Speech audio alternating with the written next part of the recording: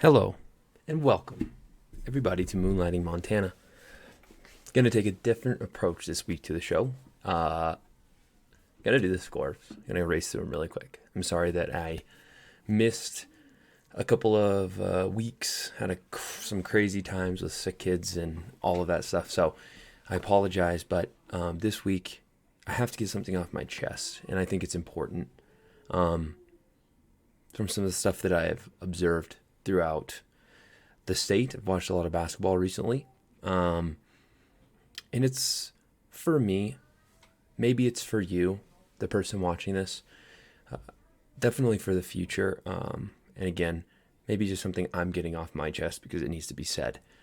That being said, I won't go into any more detail now, but I'll go into some scores and then we'll talk about it.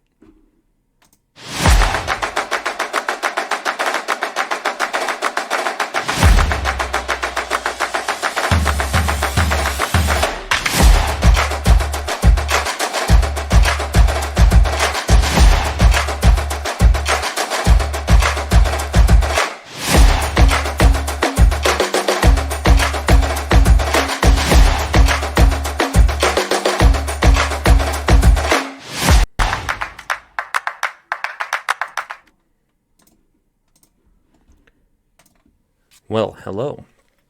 Sorry about that quick transition. Not so perfect, but it is what it is. It never has been perfect, right? So just going with the flow. Before we get into what I'm going to talk about later, getting it off my chest and all of that, let's go into just some scores around the state. I think that it's important to talk about the implications at this point, getting into the grit of the season here. I'm not even going to go over the week that I missed. I'm sorry. I think it's a little too much, and I'd rather stick to kind of what has happened recently, and I'll try to talk about maybe some of the stuff that I remember off the top of my head. But that being said, let's go into this. Lame Deer beats Poplar by 3. Not sure what's going on over there. I can't tell you the implications of that game just because I am not caught up on some of those Eastern teams. Obviously, pretty caught up on Fergus. They pound Haver, haven't even had a close game this year. I think Butte Central was pretty close to the beginning in the tournament, but since then, they've pretty much just rolled everyone. Looking to see just the next team that can challenge them realistically. So far, nobody. Fisher Brown and Royce Robinson are the real deal. Knoxon beats Hot Springs. We got Hazel Lodgepole losing to the Chinook Sugar Beaters. Shoto Bulldogs getting smoked by Fairfield. Fairfield, I need to take a look at. They're pretty good as well. Billings West beating Skyview. The double A's in shambles, in my opinion. Teams that are beating one another, it's just wild. Just completely in shambles. Alexander, North Dakota, ends up beating Webo. Webo's pretty much in North Dakota, so that all makes sense. Big Timber beats Columbus. Browning kills Shelby. A little bit of cross-class clash. There's a tongue twister there. Broadus beats St. Libre Indian Catholic. Luster Christian, the team of Class C, the team that everyone's keeping their eye on, got a bunch of players from Islands and Turks and Caicos. We got kids from Washington. We got kids from, I think, Taiwan, maybe. But they've had an article written on them, a very interesting article. You should look it up. But Luster Christian, still, in my opinion, the best in Class C. Hardin beating Lodgegrass. Lockwood beating Dawson, the Glendive Red Devils. Big Fork continuing its hot streak against Eureka. Drummond beats Valley Christian by 18. Highwood beats Dutton Brady 54-28. East Helena takes care of business. My Vigilantes against Stevensville. Shelby wins by 20 against Conrad. Miles City beats Hardin 73-68. Ennis beats Twin Bridges 59-41. St. Libre Indian Catholic wins by 20 against the Dogies of Forsyth. Scobie crushes Fraser. Frenchtown Bronx whoop up on Stevensville. Frenchtown's still super strong. Dropped a couple of weird games, but is what it is. Harrison, another really strong C team, beats Gardner by 30. Malta beats Harlem, the Class B state runner-ups of last year, by almost 40. So either Harlem's down or Malta's up. Maybe a little of both. This game, the game of the week, for sure. Watched it. Crosstown. Now we got the Helena Bengals, who are number 1 in AA. I think it's a false number 1. I don't think they are the best, but they are certainly great, and they have 3 sophomores starting for them. So what a story for the Helena Bengals, beating Capital. Capital's on a slide right now, big time. They have relied on size and strength for majority of the season, and it works up until a certain extent. And then you got to get out of the 2-3 zone if you don't want them to hit a 3 on you to go up 1 at the very end of the game. And that's exactly what happened. The Wetzel kid hits a 3 from the top in a 2-3 zone. They get it to the high post. Kid overextends trying to steal it, and they seal that high guy on the top of the 2-3, and Wetzel hits a 3 to go up 1. And Capital got a good look after that as well. Just couldn't make it happen.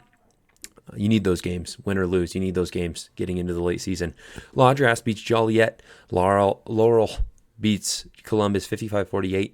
Libby wins by 4 against Thompson Falls. Lone Peak wins in OT against Shields Valley.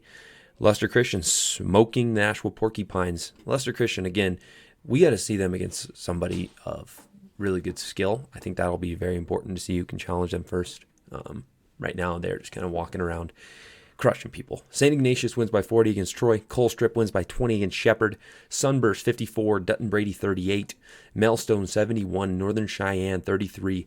Winnett Grass Range wins 84-77, high-scoring game against Jordan. Gallatin Raptors beat Great Falls by 12. Butte Central 55, Dillon 38. Sweetgrass Big Timber 52, Broadwater 39. Bozeman 65, CM Russell 50, Charlo 63, Two Eagle River 60, Darby 60, Victor 32. That game is actually misrepresented in the score. They had 2 players that scored over 32, so whoever wrote it down and gave it to the score stream, not even score stream, but the article that was written about it, you're off on your scores. Can you double check, please? They had 2 kids that had more points than 32. Okay? It was 42-60, so get it right. Figure it out. Huntley Project 53, Red Lodge 51, Anaconda 71, Whitehall 40, CM Russell 58. That's girls. Somehow girls snuck in there. Lester Christian 78, Saco Whitewater 34, Broadview Levina 63, Melstone 59. Harrison beats Ennis 73-43. Shelby 36, Cutbank 30, Terry 56, Plevna 48, Ronan 64, Columbia Falls 57. Malta 63, Poplar 59, Frenchtown 77, Polson 49, Freud Medicine Lake beating Savage 47-38, Valley Christian beating Eureka 59-45, Harleton 71, Shields Valley 28. Whew, that's a smoke show against Shields Valley. Shields Valley's a good team too. Well, solid. They're well coached. Good culture, but holy cow. Lockwood 65, Park 55, Glacier 51, Capital 44. That's kind of what I was talking about with that slide. That's an enormous slide for Capital to go, then lose to them. Hellgate 58, Sentinel 36, Skyview 71, Gallatin 64, which is a shocker in my opinion. Skyview is up and down. So Jordan 50, Tri-City 33, Billings Central 78, Miles City 65, Fairfield 60, Cutbank 44, Dotson 60, Saco 41, Fairview 70, Circle 20, Glacier 72, Flathead 35, Fort Benton 51, Turner 35, West Yellowstone 58, Gardner 51. That was a closer battle than I think it should have been. Glasgow 55, Sydney 45.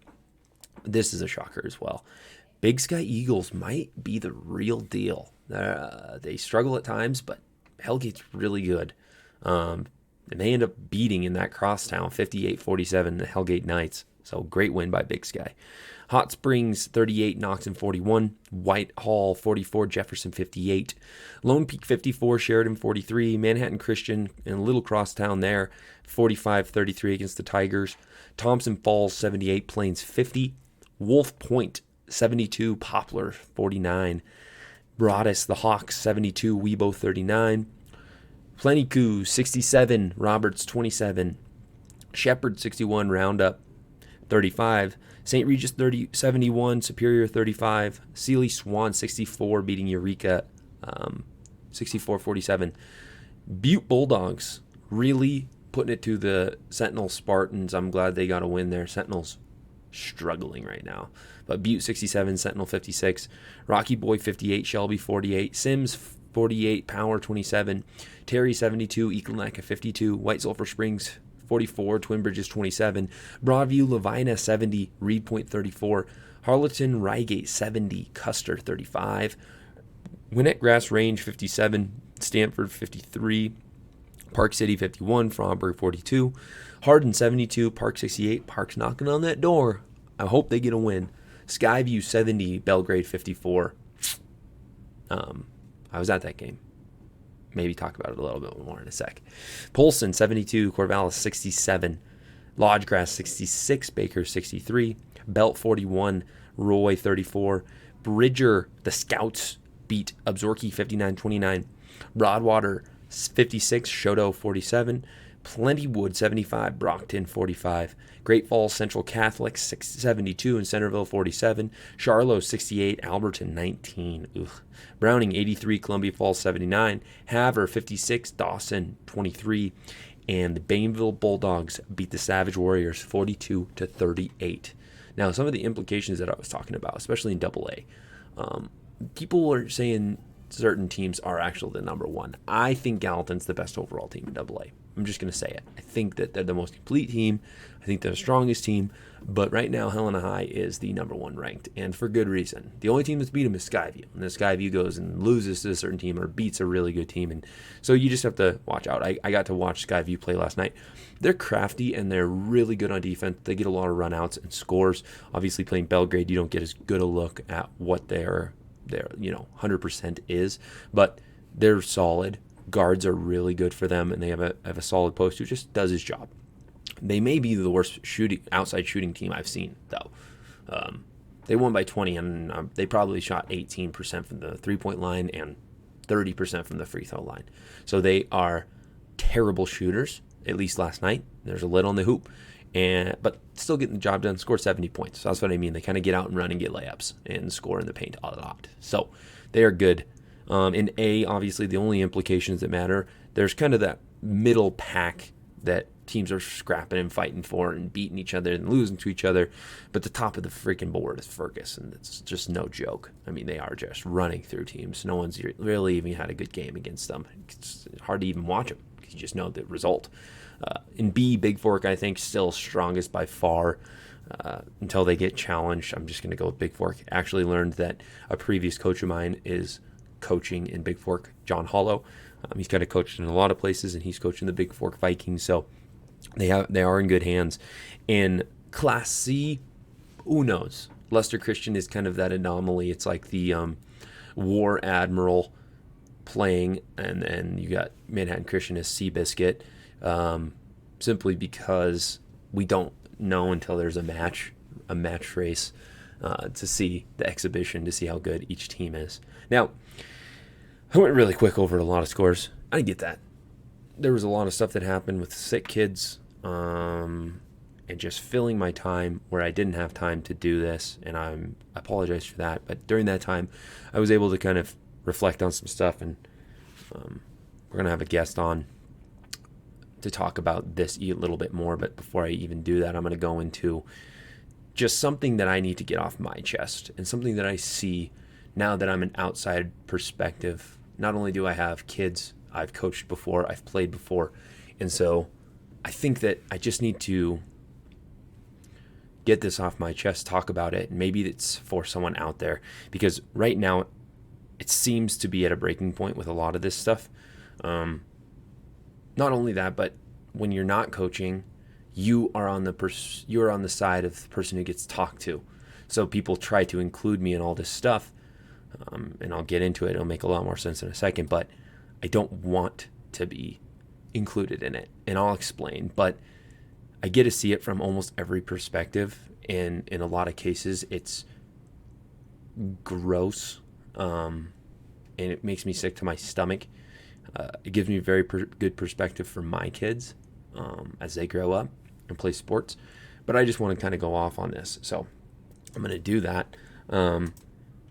And just try to maybe talk about what I'm feeling, all right? Again, terrible transition, I know, but it is what it is. So what I want to talk about and have a lot to say, actually not even, some important stuff to say, is I want to talk about parents and sports. And it's a difficult situation to navigate because of where it's at now and it might hurt people's feelings, but I'm doing a podcast, and so there really isn't a perspective that I have to take. This is what I see. I'm an unbiased party at this point. I'm not coaching right now. I have no involvement in athletics other than as a fan, and being something that I love, and it hurts to see what is going on across the state, and this is probably going on more than that, but I get to see this firsthand. And I went to a game the other day, and I'm not going to say what game it was, but I'll just go briefly, and before I get into my list here of what I'm going to talk about, I'll go briefly into what I saw and heard. What I saw was a group of kids that had attitudes that made me sad, and I see it more than just there and hear it more than just there. More and more, I have kids and parents who come up to me, being as that I'm an outsider, and talk to me about the unfairness of what is going on around their kids. I very, very rarely have anyone talk to me about what their kids can do, what needs to happen with them for their improvement, and instead we push blame to somewhere else, whether that be the refs, the coach, the other players, the school, the administration, whatever it might be. I hear complaints about it. What is happening? As of now, we are in a conundrum in high school sports that differs. It differs, but it's the same. It's different than it was the way it was happening in the past. It's always happened. It just differs, and it's worse. And I'll give you the reasons why. The problem itself is not as simple as athletes getting babied and sons and daughters being spoiled and not receiving the results they want. It goes deeper into the very fiber of what makes people resilient. It's the nature of like instant gratification and selfish perspectives and agendas to get results that aren't realistic. They're not only aren't realistic, but serve the opposite purpose to what can be accepted, which is not a whole lot. It's very difficult for parents in today's generation to say, my child is great at one thing but bad at another. They're just great. Nothing else. Unless the bad thing relates to a negative connotation. My kid just cannot help being the funniest person in the room, or they just have too easy of a time participating in insert name activity here. It's just too easy. People are going to be great at certain things without the need for very much work. And on the other hand, some kids are just going to struggle with no matter what, how hard they work and how hard they want it.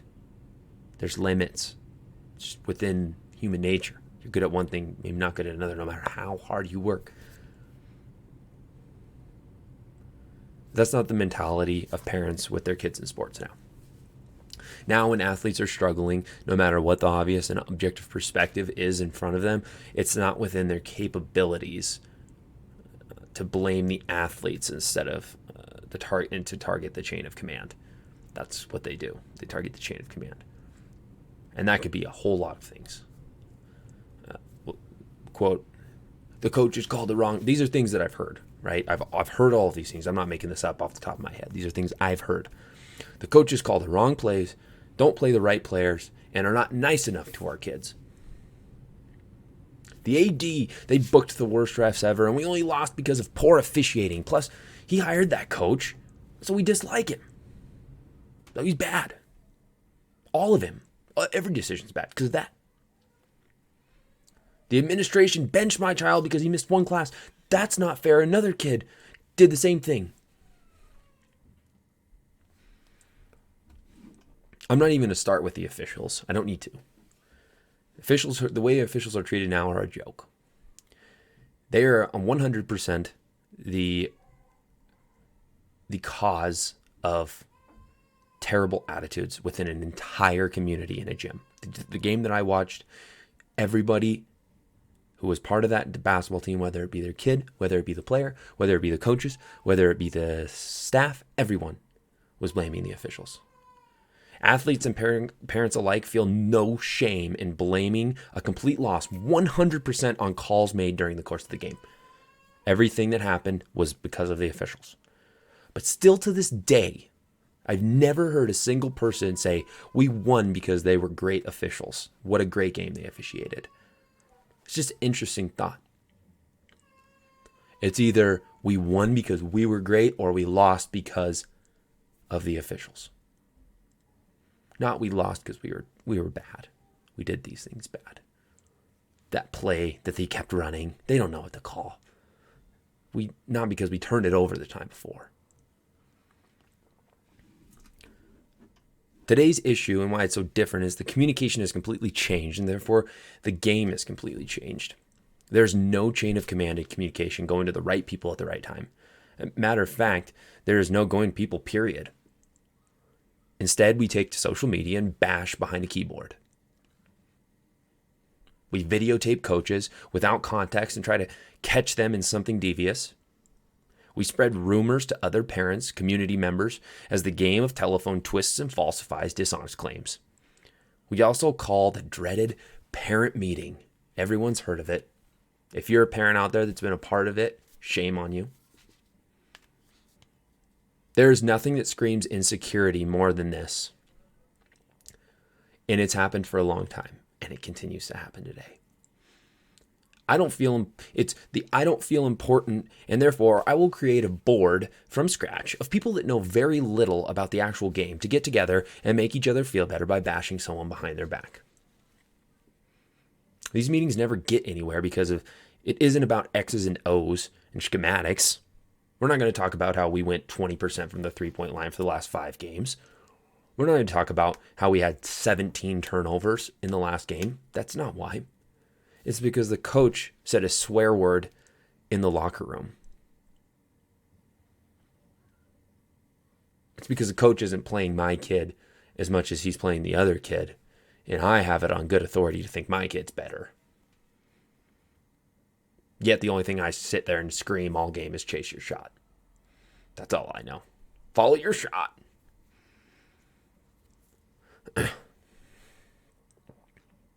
We are discussing in these meetings, they're discussing personality traits and character flaws while planning to experience the really green grass on the other side. But the grass isn't green. And as a matter of fact, there is no other side because they hate that grass too. What's the problem and what are the results of this? We are slowly crafting a narrative to our kids that they can simply complain and that will solve it. They no longer have to internalize what's going on and fix anything because it's their environment and not the host that is the problem. We are softening coaches in a reverse survival of the fittest, where the ones who cater to the needs of the parents stick around, especially if they're new. So that was the game I watched the other day. Kids not being held responsible. Kids staying in the game while complaining about the refs openly and being warned. Not giving their coaches high fives. Not giving their players high fives. Just being punks. The game that I love watching is frustrating at all points because the way the crowd and athletes act is despicable and soft. The kids carry this mentality to everything they do from this point out. Congratulations, you set them up to blame their bosses when they have a hard day at work. You set them up to work 7 to 8 jobs in a span of 2 years because it isn't the fact that all jobs are hard. It's the fact that I don't like doing it. So therefore, I'm going to go do something better. And then they get to that job and it's not better. And the job after that isn't either.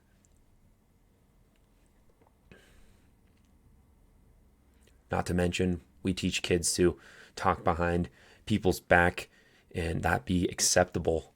No confrontation skills. Just go along with everything and then complain about it and pry someone out of there.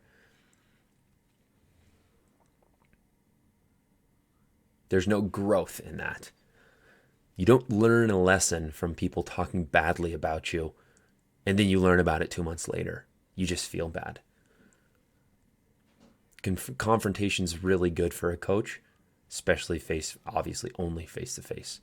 Not only just to talk, make yourself understand, but for growth. Maybe you find common ground. You have this conversation. You hear the tone, you see the facial expressions, all of that.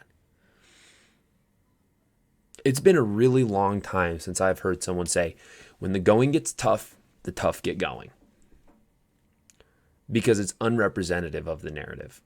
The new phrase would be like, when the going gets tough, who can we blame? We are taking cultures within these school cultures, these community cultures, and we are twisting and folding them into nothingness. And the lines of kids after following right behind, just like they do. I'll talk about a shining point. There are lights in the darkness. There are cultures who have separated themselves and are talked about to this day, and people recognize.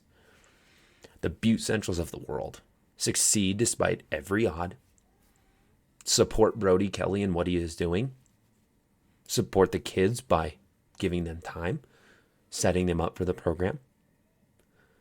The Dylans of the world who squeeze every ounce of talent and potential out of their students despite being located so away from everything else. They thrive in their very own culture. Think about that. The Galtons of the state who have the odds and time stacked against them, but then they work past the obstacles for success. Great leaders and great families supporting a cause. That's what that is. Any parents or athletes who are out there watching this, I want you to take one thought into perspective. What have I done? Did I support my kids enough with time and effort to foster hard work and get them in at the gym? Did I have meaningful conversations, really meaningful conversations with them that includes hard truths on how they could better themselves? Sometimes there is a misconception to support simply taking care of their frustration outside of themselves instead of just being honest, saying work harder is the best solution. I'll never forget. For those people who actually know me, you would understand, I guess, but the people who maybe don't, I was a decent basketball player in high school, thanks to my parents. But there's this one time, okay? There's this one time I'll never forget. I want to say 6th or 7th grader, and I was just sitting in the living room with my mom. And obviously I was in the gym all the time. My dad was a basketball coach, head basketball coach. My mom was a coach. Basketball kind of ran in the family. I played it all the time. It was an identity that I found myself in. I ask my mom, I look at her, and I just, at this point, I played a game. Maybe I wasn't happy with it. I don't even remember. But I do remember thinking, I need to pick me up here. I need to have somebody give me a shout out, because just for no reason other than I wanted to feel better in that moment. I wanted a compliment. I guess I was fishing. And I asked her, I said, Mom, am I a good basketball player? And I knew in the general population, especially in 6th grade, 7th grade, 8th grade, where some kids are just starting, even the good kids in high school, some of them just start in 6th, 7th grade. I'd been playing for years before that on traveling teams, in camps, all this stuff. So I knew in the general perspective, I was a good basketball player then. And so I expected her to just give me a compliment. But what she said was super important, and it hurt so bad. And to this day, I think about how beneficial it was for me. So I asked her, Mom, am I a good basketball player? And she said, no, not really. She asked me first if I wanted an honest answer. And I was like, yeah, of course I do. And then I was like kind of worried. But then she said, no, not really. And I remember being so sad and wanting to pout. And she just said, you wanted me to be honest with you. And it wasn't that she wasn't. It was the most loving thing she could have done in that one moment. And I don't even think she thought about it afterwards. I don't think she thinks about it to this day. And she probably is going to be mad at me that I shared the story because she feels like bad about it or whatever. But I want to thank her for that. It made me work so much harder it made me so much more driven. And it made me think honestly, like in perspective. Now, at that point forward, when I failed at that age going forward, I knew it was because I could have done something different myself. I can go to the gym and work harder. I can look at these things and I can be better. I tell this story to some of the kids that I teach, and they always look at me like, oh my gosh, what in the world? What happened? It's called tough love. And it's only to make you better. You cannot just receive compliments your whole life, because guess what? If your baseline is compliments, your baseline is being talked up, eventually it's not talking up. That's just the general reality. And there's nothing more, it's nothing positive from that point on. Everything you've ever heard is positive. That means nothing is positive. That's the baseline. And then everything below that is negative. So can you ask, did I get them into the gym? The meaningful conversations, like I said. Parents, you are the catalyst for growth and success. Even if you do not invoke hard work and adaptation, then the river flowing with the athlete will wait to find the boat rather than swim to shore. And athletes, what could you have done better? What do you need to do the next time to be better? What didn't you do the entire year before the players who are having more success did and you missed out on? How much time did you actually put in? Energy is not infinite and it never disappears.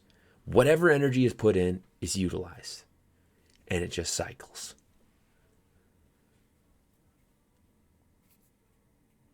We're in a time of laziness and finger pointing, where we as people do not look inward. Something to think about.